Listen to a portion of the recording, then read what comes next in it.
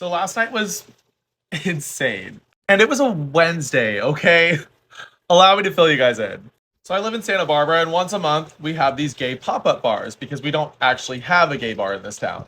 Last night it was at this place called Sandbar, which is a kind of like tourist trap bar here that honestly isn't really my favorite place. It was still fun. There were a bunch of gay guys that showed up, but they were like, had like a live reggae band playing. They didn't really like cater to the gays the way the other pop up bars usually do. But we made the most of it. A shitload of my gay friends showed up and like we started having a blast. After we were there for a couple hours, this guy showed up who I've kind of been hanging out with for about a month. He's very cute. He's tall. He's blonde. He's a twink.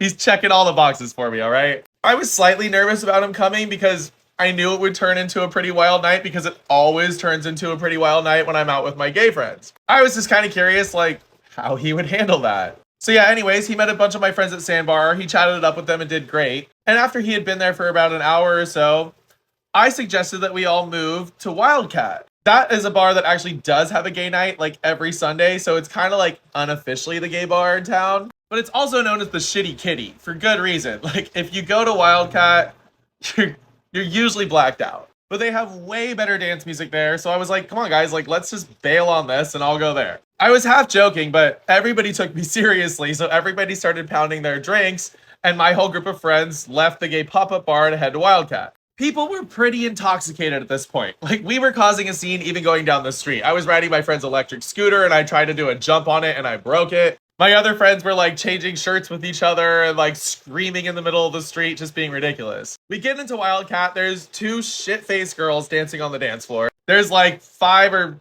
6 other people in the whole club with like 2 DJs playing music, and like, it was a little awkward, but it was what it was. But me and my friends didn't give a shit. We went right in and made ourselves right at home. Everybody ordered a drink and then went and started dancing. And it ended up really being like the perfect ratio of people in that bar for us to completely take it over. So within 5 minutes, our entire gay friend group was shirtless, dancing on the dance floor and like up in the go-go stages. The wasted tourist girls were living for this. They were like on the floor grinding with us, like up in the air with us. They were having a blast. We were having a blast, like cracking up at how we literally just completely turned this bar into like a gay shirtless rager. And the guy that I brought was like handling it like a champ. He took his shirt off with us. He was dancing like crazy. He got up on the go-go stage with me. It was pretty epic. Honestly, it was quite the turn on that he was able to handle that so well. Like, most guys aren't confident enough to be able to just jump into a new group of friends, take their shirt off, and like get wild. So I was grinding with him up on the go-go stage, like, you know, really bending him over and showing him a good time. And at that point, I just couldn't wait to get him home. I was ready to have him in my bed, upside down, right side up, every position. I just was like, we need to go. We ended up staying for like 34 minutes because it was honestly just really fun. Like, all these tourists kept walking into the bar because it was getting to be really late. Like, these straight guys were taking their shirts off and dancing with us. Like, more gays from the pop-up showed up and they all took their shirts off and danced with us. Like, it honestly was a blast. But then it was actually time. So I was like, okay, man, we gotta go. I gotta get you home now. So my best friend and I bailed at the same time. We both brought our dates with us. It took us about an hour to actually get home because we decided to stop for a nightcap at one of the other bars. But we finally made it back home. I said hi to my pups for a little bit, and then I was like, all right, let's go get in the new jacuzzi that I got. So we both stripped down, and we ran out to the jacuzzi and hopped in. I pulled this guy right over, so he was like sitting / laying on my lap in the jacuzzi. It was really sweet. We were just listening to the stars and the sound of the creek and the frogs in my house, and like, I was just rubbing his chest slowly and moving lower to other places and like just really relaxing and like feeling intimate and passionate with each other. I kept rubbing him all over and he would like flip around and start making out with me, and like it was really, really getting me going. And you know, jacuzzi water is like surprisingly not slippery. So I was like, okay, let's get out and go to my room. So I took him upstairs to my room and I started making out with him up there. I really wanted him to go for a ride, but he wasn't like prepped at that point.